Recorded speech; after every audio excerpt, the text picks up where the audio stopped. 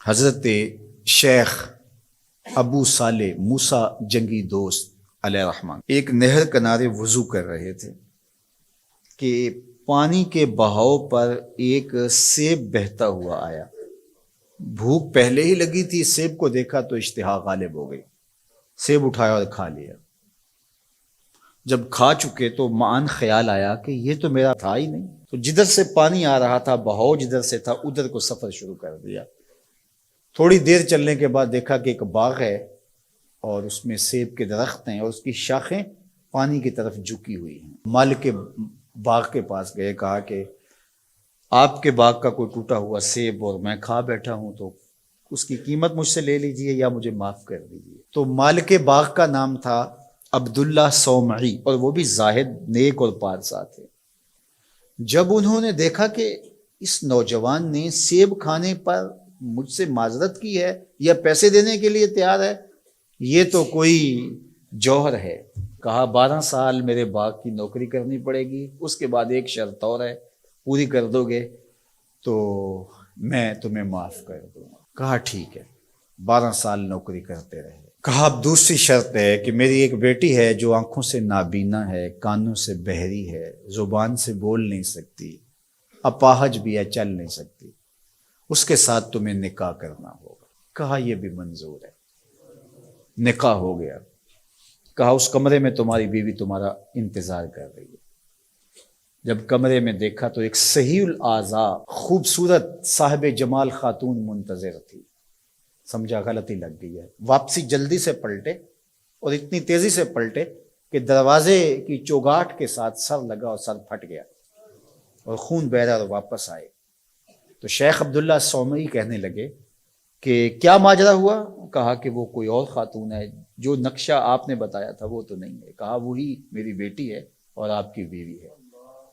وہ بہری اس لیے ہے کہ آج تک اس کے کانوں نے غیر محرم کی آواز نہیں سنی۔ وہ نابینا اس طرح ہے کہ آج تک اس نے غیر محرم کی شکل تک نہیں دیکھی۔ اپاہج اس لیے ہے کہ وہ غیر محرم کے لیے کہیں چل کے نہیں گئی۔ اسی طرح باقی جو چیزیں بتائی تھی ان کی تعبیر بتائی۔ کہا وہی تمہاری بیوی ہے۔ عبداللہ صومعی کی اس بیٹی جس کا نام ام الخیر تھا، اور شیخ ابو صالح موسیٰ جنگی دوست کی بیوی، تو یہ صالح نوجوان اور یہ صالحہ خاتون نکاح کی بندھن میں بندھ گئے۔ اللہ تعالیٰ نے پھر ان کو ایک فرزند عطا کیا۔ اس فرزند کا نام الشیخ السید عبد القادر جیلانی علیہ رحمہ و رضوان تھا۔ اقبال نے کہا تھا سیرت فرزند از امہات، جوہر صدق و صفا از امہات۔ بیٹوں کی بیٹیوں کی سیرتوں کا جوہر ماؤں سے ہوتا ہے۔ باپ کا رزق حلال اولاد پہ اثر انداز ہوتا ہے۔ رزق حلال اگر آپ کی زندگی میں شامل ہو جائے تو پھر اس کا عملی نتیجہ یہ ہے کہ ایک صالح معاشرت کی بنیاد پڑتی ہے اور آپ صالح معاشرت کے ایک بہترین فرد ہوتے ہیں۔ جس طرح رزق حلال نسلوں میں سرایت کرتا ہے اس کی برکتیں، اسی طرح سچائی اگر کسی معاشرے کے اندر پیدا ہو یا کسی فرد کے اندر پیدا ہو تو سچ اپنا راستہ بناتا ہے۔ اگر آپ کی زبان سچ نہیں بولتی اور آپ حلال رزق نہیں کھاتے تو پھر آپ جتنے مرضی نفل پڑھیں، جتنی مرضی عبادتیں کریں، اللہ کی قربت کا تصور بھی نہیں کیا جا سکتا۔ نجات کا راستہ یہ ہے کہ ہم ان دو چیزوں کو اپنی زندگی میں لازم کر لیں۔ اور آج چونکہ 11 ربیع الثانی ہے اور پوری دنیا کے اوپر حضرت شیخ عبد القادر جیلانی علیہ رحمہ و رضوان کا یوم منایا جاتا ہے، اور چونکہ وہ 11 تاریخ کو لوگوں کو جمع کر کے دین سکھایا کرتے تھے، اور ملا علی قاری نے نزہۃ الخاطر الفاطر فی مناقب شیخ عبد القادر میں لکھا ہے کہ آپ کے خطبے میں اجتماع 70 ہزار لوگوں کا ہوتا تھا، اور یہ ہر 11 کو کیا کرتے تھے۔ اس وجہ سے اپنی سہولت کے لیے جس طرح ہم مقرر کوئی دن کر لیتے ہیں کہ ہر پیر کو محفل ہوگی، ہم مقرر کرتے ہیں ہر ماہ کی پہلی تاریخ کو محفل ہوگی، تو انہوں نے یہ دن مقرر کیا تھا۔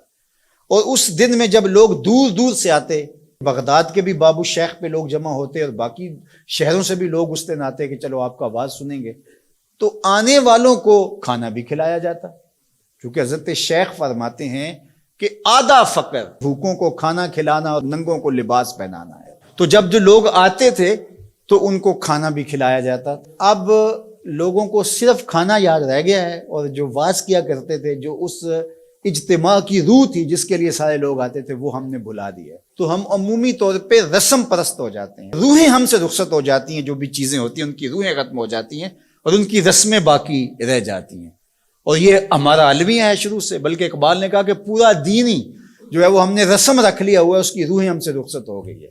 رہ گئی رسم ازاں روح بلالی نہ رہی، فلسفہ رہ گیا تلقین غزالی نہ رہی، مسجد مرثیہ خواہ ہے کہ نمازی نہ رہے، یعنی صاحب اوصاف وہ حجازی نہ رہے۔